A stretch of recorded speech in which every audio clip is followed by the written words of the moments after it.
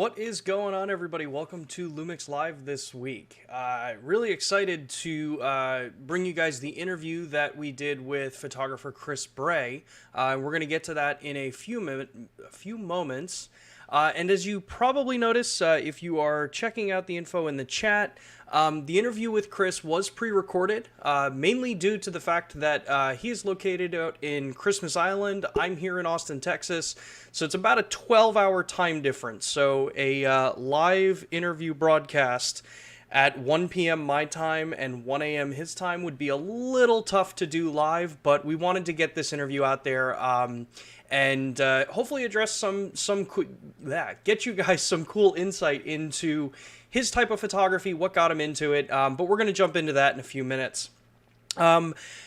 If this is your first time joining LUMIX Live, welcome. These are our weekly streams that we do every Thursday at 2 p.m. Eastern Time, where we talk with photographers, videographers, industry members, and basically just talk all things photo and video.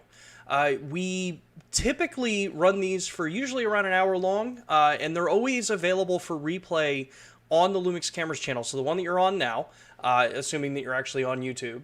If you're watching this somewhere else on like an embedded link or you're off on another website, you can click over, take a look at the playlist. We have every single one of our LUMIX Lives that we've been doing for a little over a year now archived, so you can always jump back and take a look at more of the videos if there's something that really kind of interests you. These are also incredibly interactive streams. I answer questions from everybody throughout the entire broadcast. During the pre-recorded part, the actual interview, I'm going to be monitoring chat and text conversing with everybody. So if you guys have questions about the G9, or honestly, if you have questions about anything LUMIX related, feel free to drop it into the chat. The only thing that we ask is that you tag at LUMIX Cameras, so type the @ symbol, LUMIX Cameras, you'll see the little pop-up. That just helps me see it on my side of the screen here so I can actually address the question. Outside of that, couple things I want to kind of get out of the way to make sure you guys are all up to date. As some of you may know, if you are an S-Series shooter, we did just release the Blackmagic RAW firmware update that came to the S1 and the S5 cameras a couple of days ago. So that is available over on the Panasonic LUMIX firmware website. You can either just search Panasonic LUMIX firmware, or I will drop a link once the video starts rolling, so you guys can go take a look and update your firmware. We talked a little bit about the firmware a couple weeks ago, actually about a week and a half ago. And we are planning the last stream of this month. It's going to be kind of a hybrid AMA, talk about the firmware. We might do it from off-site. I'm still working out some of the logistics there. If it's not as crazy hot out, we'll be taking the GH5 Mark II out and possibly doing it from there. Otherwise, it will be from right here in my studio. What else? I think that's pretty much it for like kind of the major announcements. We want to remind everybody, just like we do every single week, that we have the LUMIX Pro services available in a number of different regions across the globe. Each region is going to have some different levels and different tiers. But for the United States, we have two available. We have the red tier, which is a free registration level. That gets you in. It gets you a member kit with a membership, an ID card, 3-year warranty for all the new purchases that you make. It allows you to process and track repairs and support online. But then we have the paid service, which is our platinum tier. This one, there's a service fee every year for this, kind of like you see in most of the pro level service plans. This one gets you all of the benefits that the red tier gives you. So you get that 3-year warranty and, kind of the normal stuff. But you also get an exclusive welcome gift. You get 2-day repairs with free next day shipping for both ways. You get 20% off out of warranty repairs. You get a direct members hotline into Panasonic LUMIX. So you can actually chat with us if you guys have some issues with your cameras or you need some advice or something like that. You can actually reach us on the phone.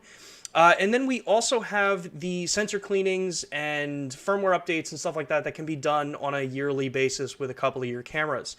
So if you're someone who really uses your cameras a lot, it might be worth taking a look at the lumixpro.us if you're in the United States. If you're overseas or you're in a different country that has Lumix Pro, you can take a look at what different levels they offer on their region. So this is a really cool platform to get into. And for those that haven't seen it before, one of the welcome gift you get is a customized Peak design strap. So it's one of the slide straps, really nice. I use vast majority of Peak Design stuff on it, pretty much everything I have. So this gets you that nice, kind of high quality strap. It's has the Lumix Pro Service badge on there. And yeah, it's just kind of a cool little addition to have in there. Outside of that, let's take a look and see real quick before we roll the video interview, what kind of questions, if there are any, in here. Alan's asking, I'd be interested to know how often Chris uses high resolution mode on the G9. The other question, with my G9 firmware 2.4, the single area focus people detect works best for me when shooting handheld B-roll. I can keep the small low focus as a subject. Okay, cool comment. The other one is I had trouble installing 2.5 firmware on the S1H. It would not let me choose firmware update option until I did a full reset out of frustration. All right, cool. We will address some of those throughout the recording that I'm going to play now for the session here. And we will actually text answer some of these questions. All right, with that, let's jump over and check out the interview with Chris Bray. So today we're joined by Chris Bray, one of the Australian photographers and ambassadors with the Panasonic Lumix brand, to talk about his history and background in photography and some of the cool things that he's done throughout his career. So let's bring Chris into the conversation. How are you, Chris? Hey, John. I'm good. Thanks for having me on here. Yeah, this is awesome. Obviously with the time zone differences here, me being in Austin, Texas, and you being in, I believe it's Christmas Island? Mm-hmm. The area? Yeah, middle of the Indian Ocean. Hey, there you go. I think we're about a 12-hour difference, so this is cool to still be able to actually get a conversation and bring more people into the Lumix Live family. Perfect. So like we do with most of our, actually all of our guests that we have come on here, we always love to hear a little bit of background as to, who you are, what got you into photography, if you do videography, that too, and just kind of get everyone comfortable with who you are and what you do. So take it away. I've got a pretty convoluted backstory to how I got to where I am. I'm actually an electrical engineer by degree, but I've never had to use that degree, thankfully, not yet. So I started out as a kid growing up on my parents' sailboat. They built a sailboat and went around the world for 5 years instead of primary school. So that was a pretty good introduction. And we went to South Africa and places like that. And that got me all inspired about wildlife. I think I memorized every animal in the guidebook and just saw all these cool places and animals and cultures and things around the world. But came back and did engineering, but had a good scholarship for the university. And that funding allowed me to pay for university, but also start to do some more travel and more adventure type travel, like some hiking down in Tasmania and chartering little planes into remote corners of the jungle and then hiking out, which then led into getting sponsored by outdoor brands and Australian Geographic magazine. So ages ago, they actually paid for me to buy my first real camera, and it was still film back then. And the guy across the road from me was a professional food photographer, and he gave me all these rolls of film for free and developed it for free for me. And I went out there and took some terrible photos, but the story was good enough that Australian Geographic still was like, well, we can put something together here. And I got my first article published and sold the photos. And then from then on, I was still doing my electrical engineering, but my heart by then was just well and truly into adventure travel and wildlife and things like that. So it just sort of led from that trip to bigger and bigger trips up in the Arctic, hauling sleds across islands up there. Like polar bears and wolves, and it just got crazier and crazier, and ended up with I had a little wooden sailboat that my partner and I, we rebuilt and then sailed through the Northwest Passage over the top of Canada and Alaska. Just so much. I just love all those remote parts of the world and all the wildlife you see up there. And then because not many people get to go up there and experience all of that, it just became really fun to film it all and take photos of it all and share it with everyone online. Yeah, and it kind of just grew from there. I ended up running photography courses around Australia and then filmed them and put them online, and millions of people ended up watching that. And then that grew into a company where I do wildlife photo tours around the world. So we take small groups of people to all of the coolest places I can think of in the world and help them take good photos. And then I come back and go through all my photos myself and dream up a new location to bring everyone to. So it's a pretty good life until pandemic came along, but oh well. Yeah, I was gonna say, I mean, I feel for anyone that's been doing that style of really just like the photo tours and the educational side, because it's been, it's one thing for doing an online course to educate somebody and teach somebody about photography, but I've always been a huge proponent of that. You have to actually get out and go experience photography and create something from it. And when you take that out of something like wildlife photography and nature photography, I am at just straight up in awe for anybody that has been able to make it through just what's happened over the last year. It has had some silver linings though. For all of a sudden, like the number of people watching the free photography course on YouTube, that just exploded. The number of people who were at home looking for things to do and were like, now's the time, I've always wanted to learn more about photography. And then we just got so many people watching that. And then from that, some of them bought the course book that went with it, or the app or whatever. And so I actually managed to kind of eke out an existence through the worst of the pandemic, basically just converting to online stuff. So that was okay, but I'm kind of itching to get traveling again now. I'm ready.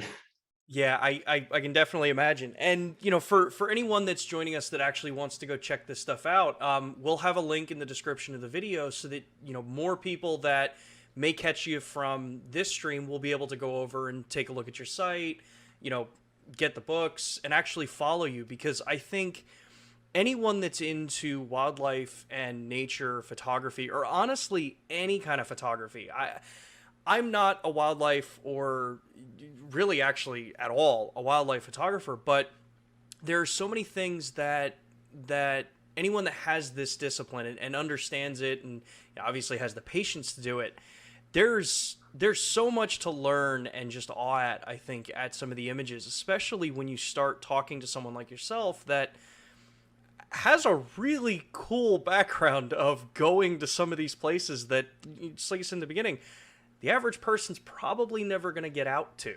And yeah, it's just super cool. I want to take a look at some of the stuff that you sent over. So there are a couple of these images, and I'm going to jump through a little bit of the presentation that you sent over to me, because I would love to hear a bit of the backstory about this setup. Because I think a lot of people might not realize, like, just hearing what you said before about going through, some very treacherous areas, what you actually did when you went through this stuff. So could you give us a little background about this project and what's all going on here? Yeah, it's a good question. So that was a project that pretty well consumed me for about 4 years. My friend and I wanted to try and be the first people to walk across Victoria Island, which is one of those really big islands in that tangled mess of islands above Canada, above the Arctic Circle there. It's actually the 9th largest island in the world. It's about 1,000 kilometers across, and it's just got the most amazing landscape of patchwork of lakes and rivers and tundra and cool wildlife as well. All of the Arctic stuff up there.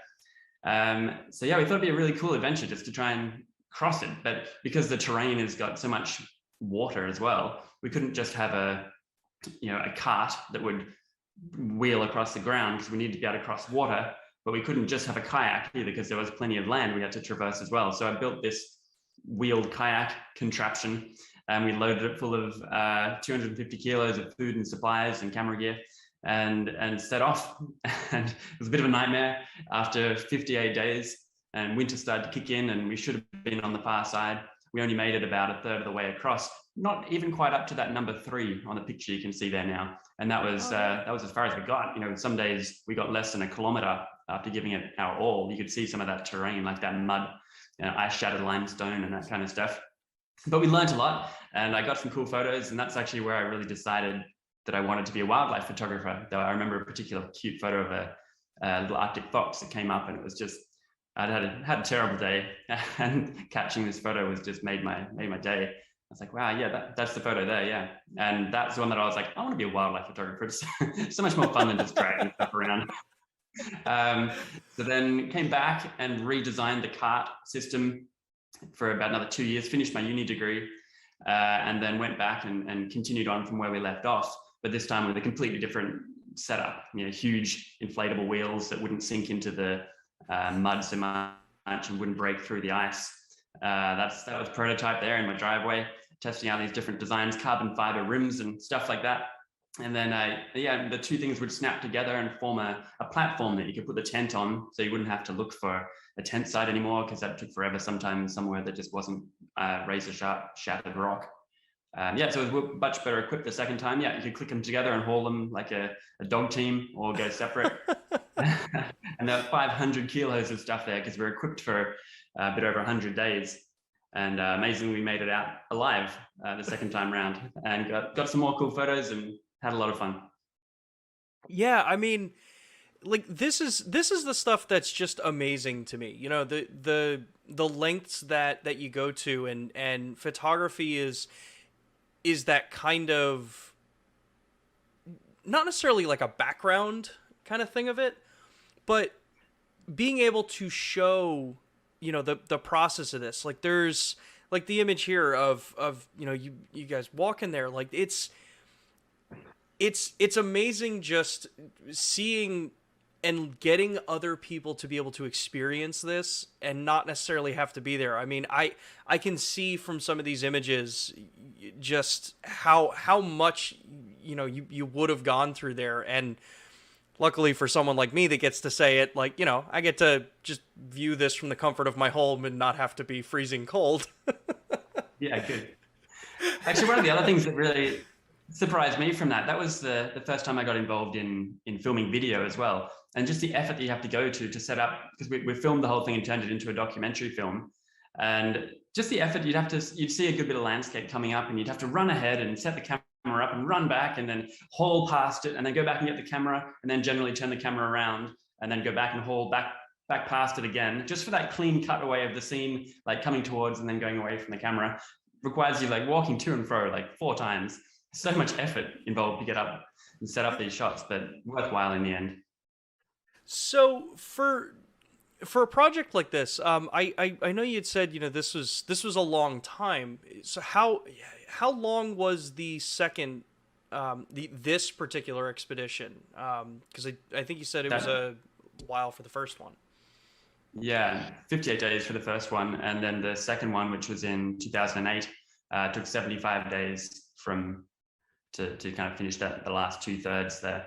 And yeah, it's getting brutally cold at some stages there, and we had polar bears and wolves poking around, and yeah, it was pretty amazing. Most of the wildlife there had never even seen humans before, so they were just completely unafraid, and they just kind of walk right up to you and try and check you out, which was a bit unnerving at times, but made for great photo opportunities. Yeah, I think this photo blew me away. I should point out that's not actually a wolf. That's my friend's half wolf, half Alaskan Malamute. But it gives you an appreciation for how big the wolves are. They're bigger than that. Yeah, I think and anyone that's ever actually seen a wolf in real life, it is startling how large they are, or can be at least. Yeah. So, you know, with working on something like this, you know, obviously this was a while ago, so this was before you started using the LUMIX equipment, I believe, correct? Yeah. Yeah. How did your camera kind of history change through the years, you know, going from that first camera you had up into, you know, the kind of kit that you're working with now? Yeah, it's been a bit of a progression. Obviously, initially I wasn't wasn't professional, and I just got the whatever I could afford. I asked for sponsorship from pretty well every camera company that existed before the first Arctic trip, and they all laughed at me. And then on this, I did, through a friend of a friend, I got to borrow some Canon gear. I used that for the first trip. Got that photo of the Arctic fox, and then from then on, it was easier to get some sponsorship for the second round. So I got sponsored by Canon for the second trip, and that kind of helped me get onto the stage in terms of photography. I became Canon's ambassador for 5 years, and then just because like heavily invested in that brand, you get a few lenses, and then before you know it, you're attached to whatever brand you get serious with first.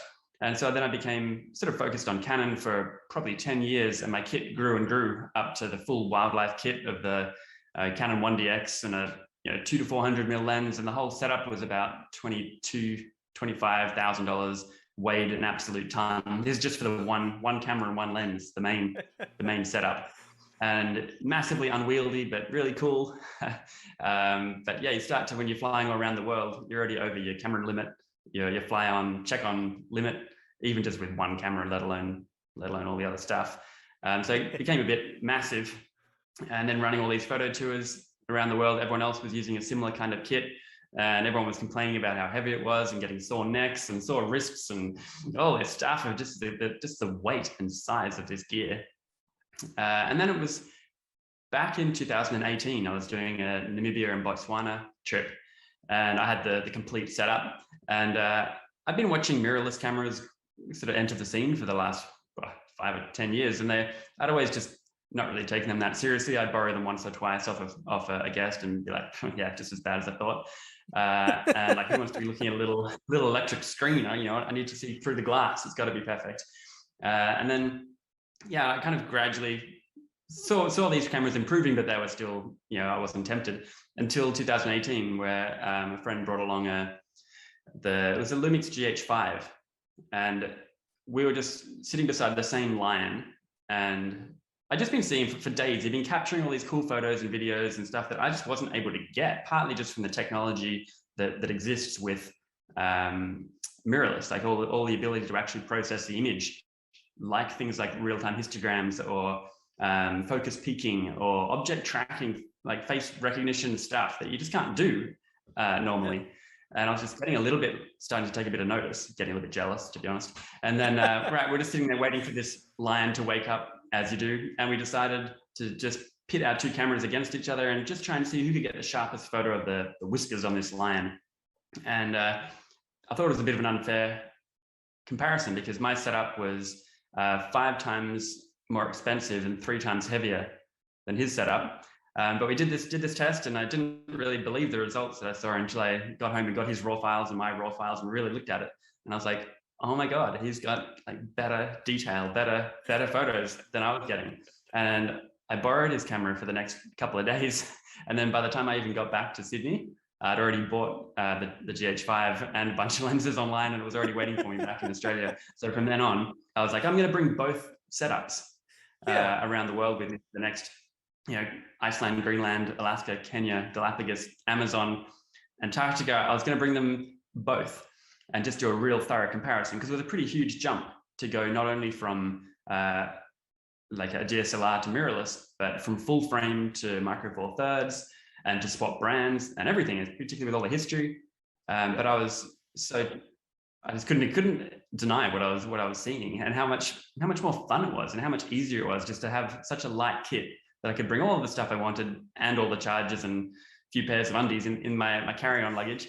And like, you could hold it with one hand, you could reach it up and get, right down low, lean out of a car window. And, DSLRs could shoot in like live view mode, but it always felt clunky. It wasn't the way it was designed to work. But now you can lean right out of a car window in Africa and bend the screen up so you can see what you're doing, and just get these really cool angles where the elephant or whatever it is just totally leaps up into like above the horizon, and just everything looks way cooler from down low.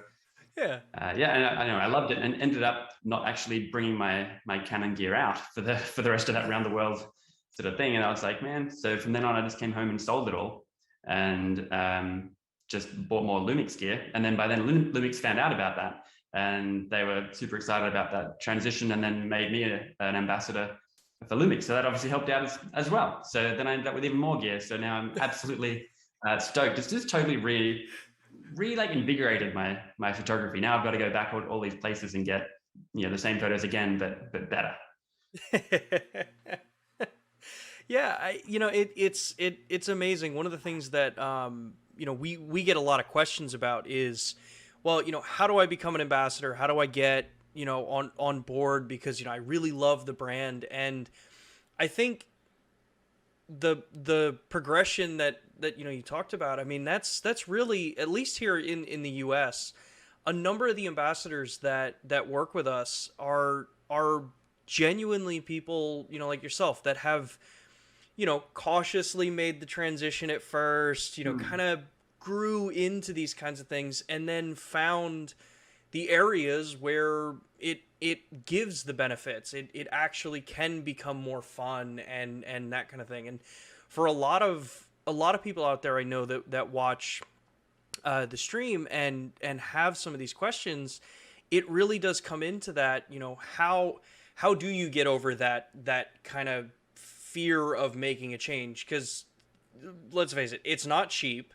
It's not easy to learn a new camera system. It's not necessarily the best thing that some people want to do, but hearing the experiences from actual photographers, not people like myself who are, I am a photographer, but on the side, I do it for fun. I don't get paid to do it. It hopefully helps reassure some people that have been making that kind of back and forth. And I'm curious what your current kit looks like. Like what's the current body or the lens that you kind of typically always go to, like if you're going out on a trip?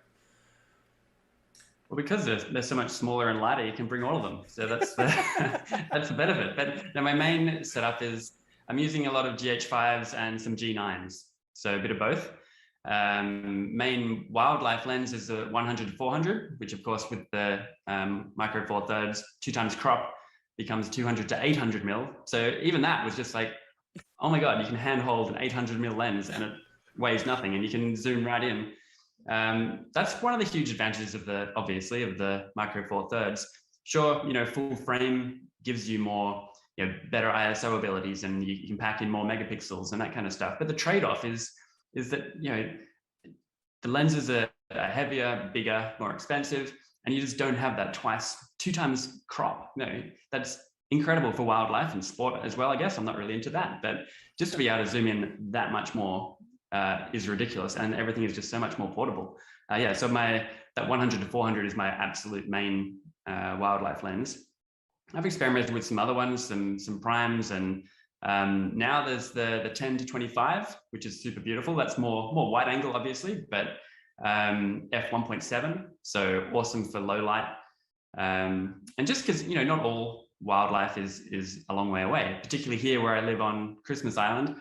There's a lot of crabs and birds and other stuff, but there's never been any natural predators here on the island, so the wildlife are completely unafraid. So you can get right up to nesting birds or huge rubber crabs or something, and just get these cool low down wide angle shots where they're just really unique angles and things like that. I also like to leave cameras around with motion sensing or beam brake setups and stuff to get some cool photos where you normally wouldn't be able to get. And because it helps that LUMIX sponsor me, so it doesn't really matter if the camera gets trodden on by an elephant. But it lets you put it in some situations where you might not normally risk your kit. But I've had fun with that. I remember a good one recently there was some white rhinos in the plateau region of Kenya, and you could see where they looked like the rhinos were hanging out, and like a big dust bowl where they just laze around during the day.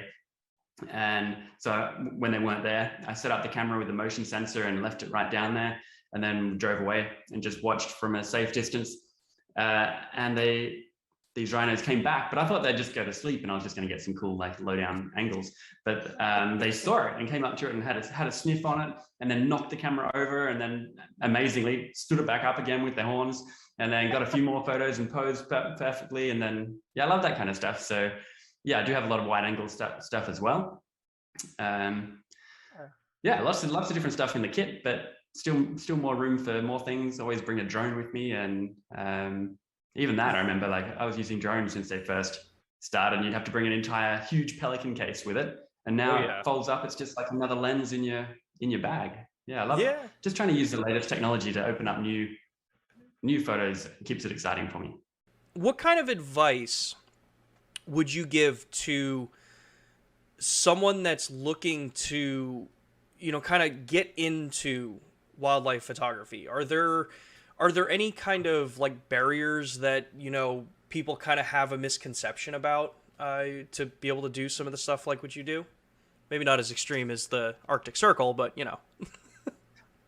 Yeah, there's a lot of misconceptions out there, but I guess that's probably true of every interesting career. And I do get a lot of emails from people saying, basically, I want to do what you want to do. Oh, I want to do what you're doing. I want to be a wildlife photographer and travel the world and take photos all day of animals. And it's like, well, firstly, that's not what it's like. And, it's not what I do. I don't spend that much time behind the camera photographing wildlife. Most of the work is trying to run a business. You've got to make an income out of this. As fun as it would be just to be able to pick all the favorite places and go there and spend heaps of time there on your own, that doesn't pay the bills very well. Imagine trying to make a living purely off selling portrait photos of animals. You have to be top of your game to do that. And even then, I don't know, stock libraries are so cheap online. You've got to have a commercial reality to it. And for me, that's I sell videos and photos to documentary companies and things, but my main income is running the photo tours. So yeah, I bring people with me. It's not ideal. I would love to be there myself, but that doesn't pay the bills. So you turn it into a tourism industry, and it's still amazing. I can't imagine a more enjoyable or exciting, rewarding kind of career for me. But you've got to have some kind of realization that you need to kind of meld your ideal dream of what you think you'd like to do with something that'll actually pay some bills, and then realize that it's not. A lot of your time and effort goes into running a business, making a website, organizing things, booking things, editing your photos, making contacts, networking. Most of it's, for me, home office stuff. And then the highlights are when I get to go out there all around the world and actually take the photos and help other people. But so firstly, realize it's got to be a business. It's not just going out there taking photos of animals. But you got to start somewhere. And I always just tell people to go and just do whatever it is that you wish you could do, instead of maybe thinking about the logical way there. Say photography, for example. I'm self-taught, so I didn't go and do a degree in photography. And I know a lot of people who follow the same kind of path that I took, and they've become very successful. It's just like their passion and their energy, and they go and teach themselves the way that works for them, rather than going and sitting through some long degree, which costs a lot of money, and you come out the other end of this industry with the same degree that everyone else has, and you still don't have any networking, you don't have any contacts, you don't have a business yet, you haven't been anywhere, and you're just the same as everyone else, except poorer and older. So you're better off trying to just go and start doing it. Like me, I was running photography courses all around the country, backed by camera brands and Australian Geographic and Lowpro and things. I'd only been photographing for like a year and a bit. I remember when I first started I wanted to photograph for Australian Geographic, and the photo editor basically said, what you got to do is work under some other photographer for a bunch of years and carry all their stuff and learn how it all happens, and then slowly, then maybe if you're lucky, you kind of end up in the kind of circle that maybe we might, if someone died and we needed to find someone last minute, maybe you'd get in that way. But I was just like, too boring, and I was just doing my own thing. And then lo and behold, about 6 months later, I got a call from Australian Geographic saying, we need a photographer. We want to send you overseas. The first time they'd ever sent a photographer on assignment overseas, it was to Papua New Guinea. I went off there with a writer and came back. And then from then on, it just all sort of happened. So for me, it's more about, just go and start doing what you want to do, start practicing it, get better at it, and just kind of pretend you're already there. And it'll all happen much faster than maybe the traditional way. Obviously, it depends. It's different. Don't become a doctor by just experimenting on people. There's some industries where you need pretty to do sure that's also training, very frowned upon. Yeah, some things you can teach yourself, but maybe do the free photography course on YouTube. That'll help. That'll get you. That's all you need to know, and then after that, just go and start doing it. Yeah, yeah, the college education side of it, I definitely feel that as someone who did go to school for photography and happened to luck out to work relatively in this field. I mean, I work for a brand and retail and all that kind of stuff that I've done. But yeah, I think so many people have such great ideas and such really cool vision. There's a lot of people out there, especially in the community that follows Panasonic and that shares images that they're already capturing.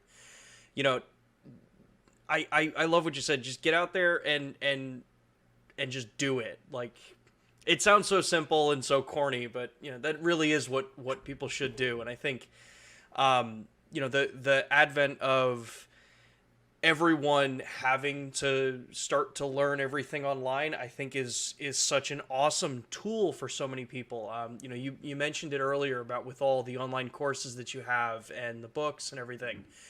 I want to make sure that we actually kind of talk about that a little bit. I want to give you an opportunity to let the people know that are joining us for this stream where they can actually find your content. We are going to put it in the link below, but for those that are listening to us instead of reading the comments, where can they check out your courses and get your book and all that kind of stuff? Yeah, just the courses, most people just find it on YouTube. They just Google photography course, full course, or something like that, and it pops up now. It's pretty much the most popular photography course on YouTube. It's at about 5 million views. It's going strong. But if you're trying to find it directly, you could just search for Chris Bray photography course, and it'll come up there on Google or YouTube or whatever. Or you can go to my website, chrisbrayphotography.com, and of course it's on there too, and that's where you can buy the associated course booklet or the apps or any of that kind of stuff that goes with it. But yeah, we sell even the course books all around the world. I've got post staff even over in USA, sitting there receiving orders and posting out booklets. And back, my mum does it for me back in Sydney because I live on this tiny island now. And yeah, I got a good network of people sending out the merchandise. It's working well. But it's basically all came from that photography course, which I used to run as a one-day course. It was about $500 a pop, and it went really well. But then I got too busy running the photo tours, which were more fun. I had other staff running the courses for a while. But in the end, it just got too difficult to keep it all running in the background. So I just filmed it in my bedroom, actually. Mocked it up as a studio, chucked it online, and it was the best thing I could have done. I meant to charge for it. I was going to be like the first 5 for free and then $10 every video after that. It's in 10 parts.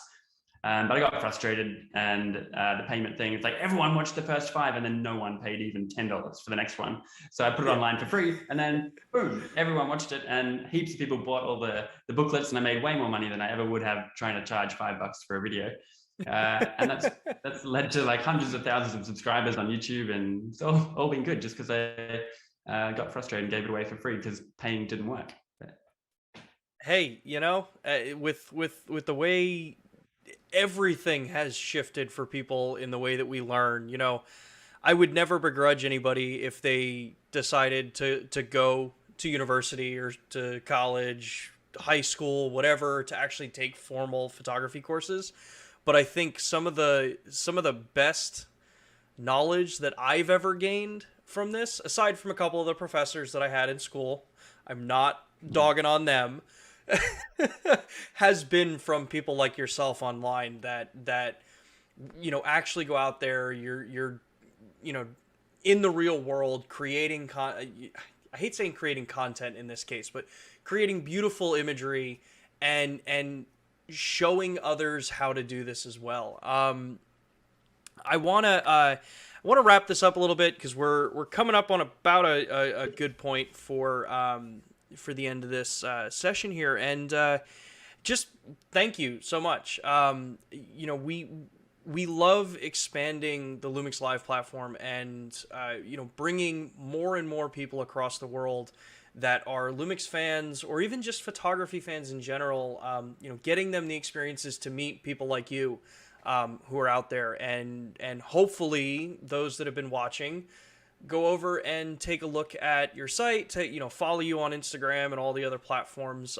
Which, at that point, where is the best place for people to keep up to date with your work, or to just follow the next cool thing that you're going to be doing? Probably Instagram is a bit more updated more regularly. So the same thing, Chris Bray Photography, whether that's on Facebook or Instagram or wherever, you'll find your way there.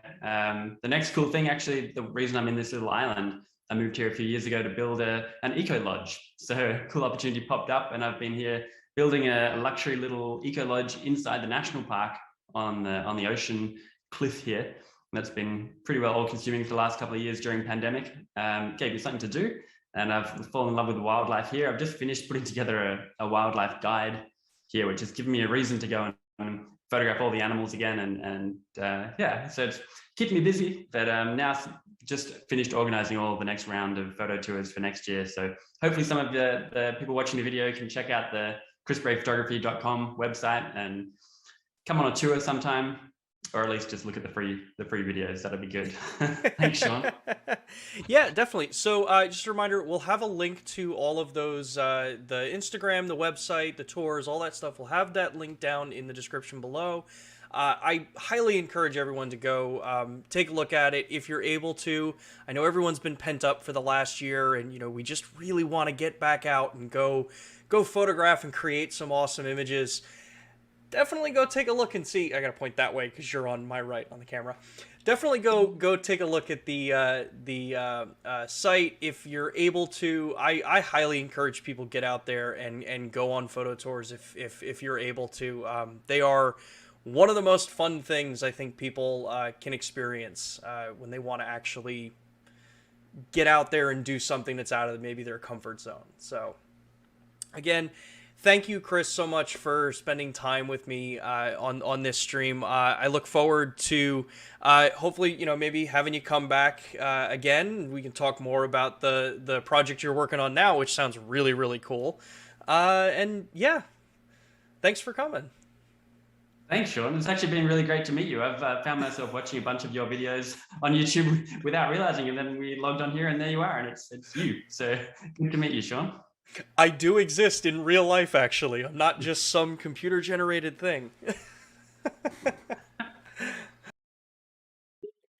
So yeah, that was one of the more fun conversations I think I've had in a while with a photographer that's actually out in the field creating imagery, educating others out there, and I really meant every single thing that I said in the interview about. I highly encourage people, if you've been looking to go out and do something with wildlife photography, even if you're not a wildlife photographer and it's something that you've just kind of wanted to do, finding any kind of like an excursion or even local camera clubs, things like that, they're an amazing way to get out, try something new, flex your skills, kind of maybe learn something new in a different style of photography than you might normally do on a day-to-day basis. As some of you who've been watching Lumix Live for a long time know, like myself, though I don't get out and photograph that often anymore, the primary things that I have normally done is usually street photography or astrophotography. When I lived back up in New Jersey, I loved the opportunities to go to wildlife preserves, to go on sponsored trips and things like that, where you get put in situations where you may not know the most. You may be the lowest level on the totem pole of the other photographers around you, but the community in general is what is amazing, no matter what area you're in. I mean, if we look at the chat here, the people that speak up and help each other and kind of troubleshoot certain things for everyone else and share the knowledge, I think is such an important thing that helps drive the photography and the videography community forward. So again, I highly encourage everyone to go check out a local photo tour if you possibly can. If it's something that's not in your normal wheelhouse, it's an awesome experience. want to continue with some of the questions. A lot of the questions that y'all been putting in the chat have been awesome. Hopefully I addressed a number of them over text. I can always clarify some verbally if you would like, if you want to re-ask a certain question that I may not have answered completely. But let's see here. So we got another question here from Major saying, what's the best way to turn off post focus on the G9? I seem to accidentally turn it on when I'm in the field. So G9 with the post focus. Post focus is going to be one of the dials on the back of the camera. So along the dial up top is where, like, you know, you'll have your burst modes and 6K photo and post focus. So one of the big things I think is to, one, make sure that none of your custom buttons on the back of the camera are set to post focus, because you can customize some of the things when it comes to drive modes that way. But really, it would just come into making sure that you're watching the mode selector up here. It's designed to not really be easy to bump out of place or move away. It's why the actual switch itself is fairly recessed in here. But I know, depending on how some people carry their cameras, you could catch it like on your pants. Like, I just moved and I changed my mode dial, so usually I always keep that locked. That's probably my best advice for watching, to just make sure you're not jumping into post focus. Might not be the best, but yeah, there isn't really a lock that you can set up to change post focus. So here, Chris says, I found my Lumix camera will not connect to my Big Sur laptop. Yes, I can use a card reader, but I'd love to just use USB. I will have to check with Big Sur. Anytime there's a new operating system update, there's usually, at least from the Windows side, a lot of times you can run into some challenges with just a driver needing to be updated for recognizing cameras. One thing that I can suggest maybe on the MacBooks, because I have had some challenges where I go to plug in like a card reader on one of my MacBooks that has Big Sur on it, and the light flashes like it's trying to access, but it's not doing anything. If you go into, I think it's called disk management, you can force the attached device to mount to the computer. And that's usually resolved it in the past. So if you go into disk management, you have the camera plugged in, and you've selected on the camera to use as a storage device, go into the menu and take a look to see if you've got the device showing up to begin with. And if it does show up, you should be able to click on it and mount the device, and that'll force it to show up on your desktop. Not the best solution, but I have found that in some cases a full restart of my MacBook, because I'm one of those people that in a lot of cases will leave my MacBook powered on in like sleep state for like weeks on end without actually turning it off.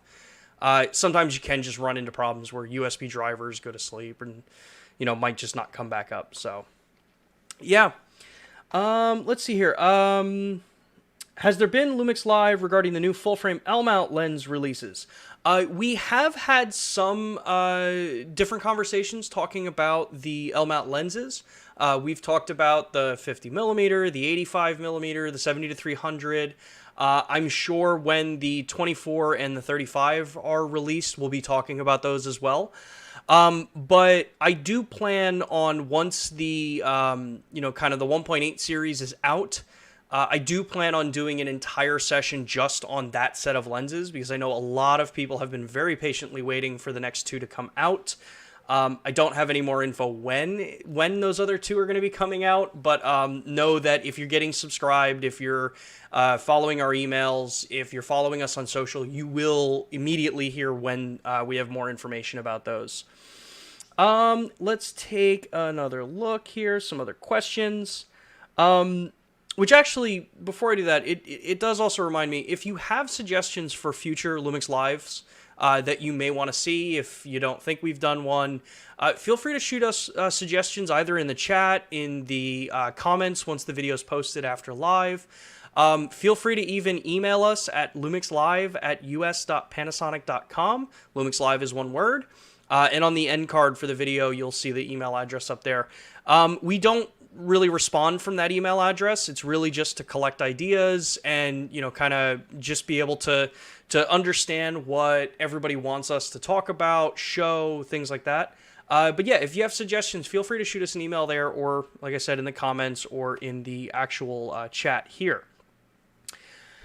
Let's see here.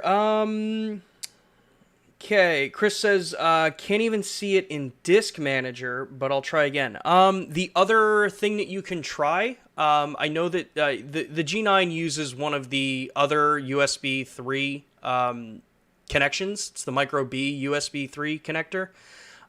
It's possible you may want to just try a different USB cable. But before that, you could try, if you go into the camera menu, into the settings menu, and then into USB, you can tell it to force that anytime a USB is connected that it's going to do the storage instead of the prompt to say, hey, which one do you want to connect to? That could help. Otherwise, yeah, check the cable, or like I said, just do like a full actual, power off, power on from the MacBook. Try a different port. Depending on the year of the MacBook, I have had 2 different MacBooks that just had USB ports just flake out. So I wouldn't put that out of the realm of possibility. It kind of just depends on the age of the MacBook. But yeah, most of mine were the USB-C MacBooks. So I think it was like 2015 and newer. So hopefully those are a couple things that you can try to see. If you're still having issues with it, definitely check, see if there's software updates for Mac. I know, kind of like I said, any operating system, usually you'll have like patch updates that come out over time that address little things that, as time goes on. But yeah. Let's see here. I think it's Martin says, I seem to have a problem streaming from my G9 where it will overheat after 40 minutes if the room is remotely warm. Other day, it will be fine for an hour. So one of the things to remember about the G9 is that it is not designed as a video-first camera. Through firmware updates and through a lot of the things that have evolved over the years since that camera came out, we've been able to add more and more video controls to the camera. Because of that, there's reasons why that camera doesn't have unlimited recording like the GH series does, so the GH5, GH5 Mark II.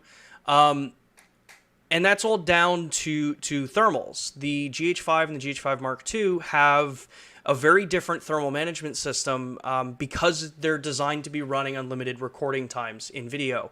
And we rate cameras usually up to around 104 degrees Fahrenheit. The G9, it has the 30-minute limit in things like 4K 60p because anything over, the kind of normal operating temperatures, there's not really much you can do unless you can get heat to wick away from the camera. If you look at the S1 versus an S1H, the reason the S1H has an active cooling system with a fan is because it's designed that up to 104 degrees, it's going to record unlimited, whether you're attached over USB or you're not. Anytime you're doing long recording, even standby recording where the camera's on, you're generating heat because you're still processing that image.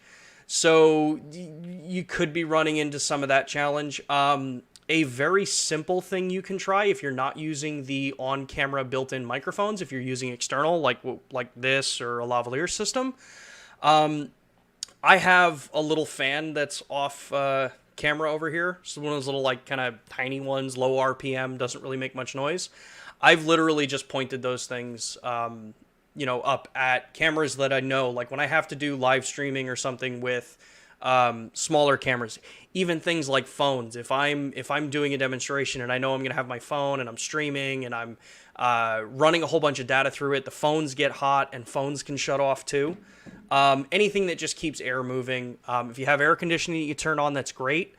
In our case here, I'm in Texas and we're at about 88 degrees today, but we can get really hot, and I'm on a top floor of an apartment complex, so it does get hot. I'm always running my air conditioner. If you watched the streams in my previous apartment, studio, bedroom, whatever you want to call it, I had an AC vent right behind the cameras that would shoot down. There's a ton of tools out there that can help clean up audio, so you can actually have an air conditioner running and it's not going to sound like it. Like right now I've got two desktop towers that are, one's liquid cooled, one's airflow or air cooled, and the air cooled one's really loud, the air conditioner's running, and you don't really hear any of that sound coming through on the microphone because I use NVIDIA Broadcast to do noise reduction. So there's a couple tricks that you can do to maybe kind of help if you have that opportunity. Or if you have NVIDIA, that's always kind of one of the challenging things. So hopefully that kind of answers some of that there. A question here. Any MFT uber wide aperture wider angle prime lenses in the future? Fortunately, don't have any comments or anything about future lenses or things like that, other than what we've talked about in lens roadmaps, stuff like that. So I can't really confirm or deny or really comment on anything like that. But I know that there are a ton of ultra wide, relatively fast lenses in micro four thirds. Maybe not necessarily just from us, but in the micro four thirds mount that can maybe help you out in your range. So here, the only camera you can take into pro sporting events with a pro level zoom are micro four thirds camera due to the 6-inch lens limit. Yep. Another nice advantage of micro four thirds, and another reason why we would never give up on micro four thirds. I know a lot of people were concerned about that for a while, but hopefully people are seeing maybe a little bit better of a kind of idea as to what our whole goal is here. Full frame for the times you need it, micro four thirds for the times when it actually is a huge benefit for it. Yeah. Let's see here. The heatsink under where the pop-up flash used to be is not the same as the G9 compared to the G5. So yeah, the cooling system actually isn't up in the pentaprism area. It's one of the common misconceptions about mirrorless cameras in general. Cooling systems mix a ton of different locations on the bodies. A lot of the bodies themselves are heat sinks, as well as wicking, pulling heat away from the processor and the sensor. Processors are usually the things that get much, much hotter. So just depending on space design, what the camera is actually designed to be doing, determines how they're designed internally for thermal management. All of our cameras are designed to be, when we give you a specification, if we say that the camera can record unlimited, the reason behind that is that we mean that when ambient temperature is 104 degrees, it's going to be able to record unlimited. The things that change some of those specifications are if you're sitting and you put a camera out directly in baking sun in 104 degrees, the ambient temperature may be 104 degrees, but the radiant heat that's coming from the sun could be heating the chassis up even more, and you could be looking at 150 degrees. So you just got to keep an eye on some of those things. But inherently, the thermal management between a GH5, GH5 Mark II, and a G9 are very different. And that's why there are time limitations on the G9 body for video recording. Let's see. Martin says, I see a second camera in my future. Need to decide between a GH5 Mark II and the box camera. But we'll try USB fan as I have a Rode mic when I'm doing Zoom calls and guitar lessons. Yeah. The nice thing, if you are looking to go at a new camera at some point, if you don't think you're going to be using the camera where you're going to be taking it off of a mount, like this kind of stuff, like if this is how you do, guitar lessons or just interact with the community, the box camera is probably the best solution for pretty much anyone that's doing streaming. Yes, it's a little more expensive, but you get the added benefit of the LUMIX tether for multicam control, which means you just set the camera up. You don't have to be reaching up here to change settings or, adjust focus or aperture or ISO or any of that stuff. It's all done through the software with live view. So I can see my camera angle. I can make my adjustments on the computer. I don't have to be stopping what I'm doing, going up, changing something, going back. It gives you a really nice interaction with the camera and your audience. It really lets the camera kind of fade away just into speaking to a wall, because a lot of us have gotten really good at speaking to a wall over the last year. Let's see here. FC's asking, is there a link explaining benefits of stepping motors and linear motors in LUMIX lenses? That's a good question. We have talked about the technologies in the LUMIX lenses. Let me do a quick pull up here. We did have a link on one of our websites. This was a long time ago. That actually talked about, what makes lenses great and why we use certain different motors and things like that. And I want to see if I can find it really quick because it is a question that we get a lot. Why use linear motors for stepping motors? What are the actual the actual differences? And we might not have that site up anymore. Well, here's a close one. Let me drop this in the chat for you. So this is it's a little bit older of an article that's up on one of our it's up on our global site that talks about technologies. And it talks about stepper motors. So this is back when stepper motors were the primarily used ones versus linear motors. So it gives you at least a little bit of a thing to start with information-wise. But inherently, linear motors, they're much faster, they're much quieter. You're able to control them much more. You have much more fine-tuned control over them. And then when you look at certain lenses like our 50mm 1.4 for the S series, the S Pro lens, that actually combines both stepper and linear motors because different motors can be good at moving things really, really quick just to get point A to point B. Some motors are better at moving heavier glass than others. And then different reasons too, like linear motors, like I said, being maybe a little bit better to actually refine smoothness in some of the movements. So a lot of it kind of just, it depends on the optic design, but the vast majority of lenses now are typically using, I believe, linear motors from our lineup. And we do talk about linear or stepper motors in certain lenses. So yeah, hopefully that kind of clears a little bit up, FC. I know it's not a full explanation, but let's see here. DH says, could an MFT crop on LUMIX S series sensors be implemented to adapt MFT lenses like JVC LS300? So we get this question a lot. It's not just a crop that you have to look at when you look at Micro Four Thirds lenses to the LMount full frame.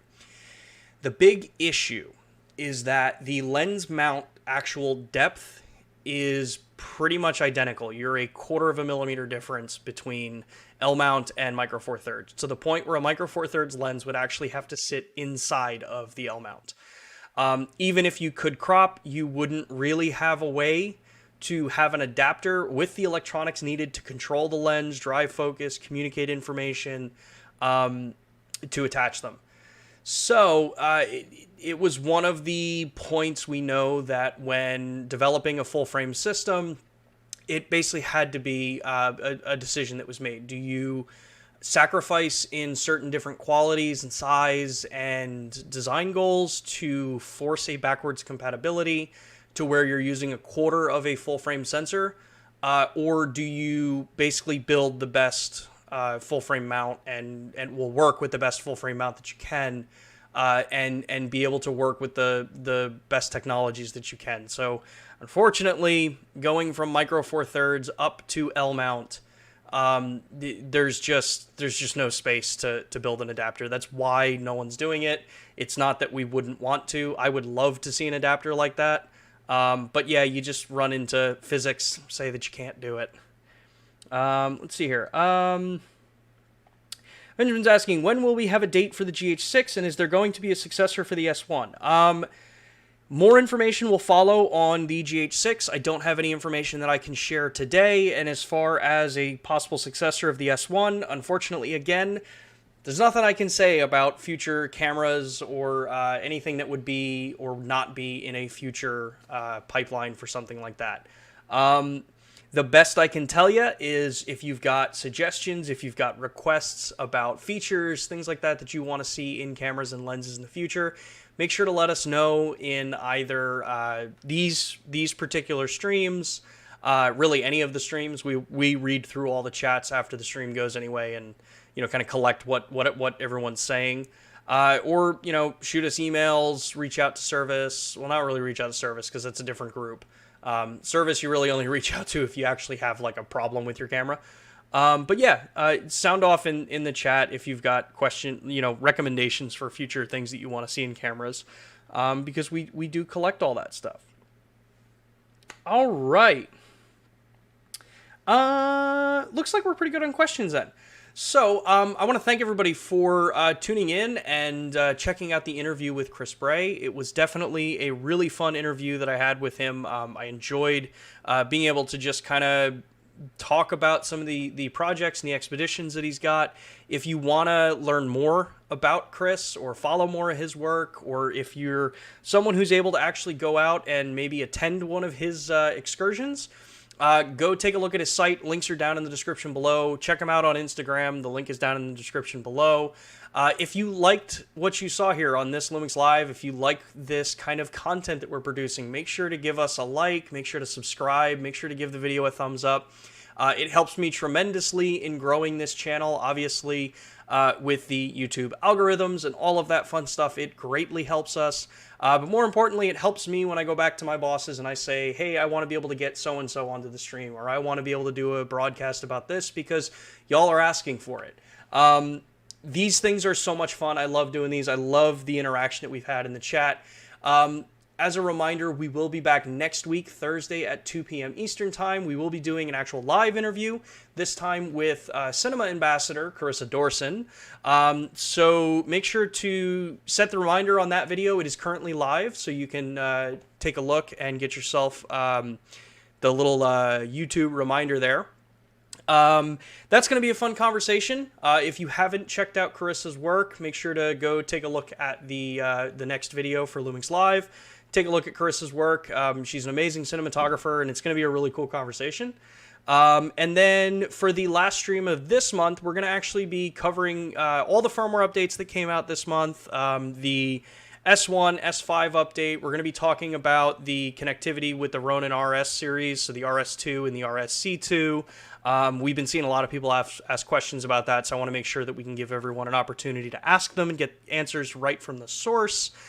If you haven't done so yet and you have an S-series camera, make sure to go take a look at the firmware updates. We released the firmware updates 2 days ago at this point for the S-series cameras, so I'm going to drop that link down in the chat. This is where you can make sure to take a look and get firmware update for your cameras. If you have a G9 and you haven't updated with the recent update that we provided, make sure to go take a look at that. And then outside of that, last thing is just a reminder about that LPS service platform. We've got Red and Platinum service here in the United States. Be sure to go take a look at those. You can link right from the QR code in the video here, or in the United States, you can go to lumix-pro.us. If you are in another region, you can take a look at LUMIX Professional Services online for your particular region. Once we call the video, I will drop the link to the global site in the chat below. Outside of that, again, thank you, everybody. Look forward to seeing you all next week, and hope everyone has a good rest of your week as well. Take care.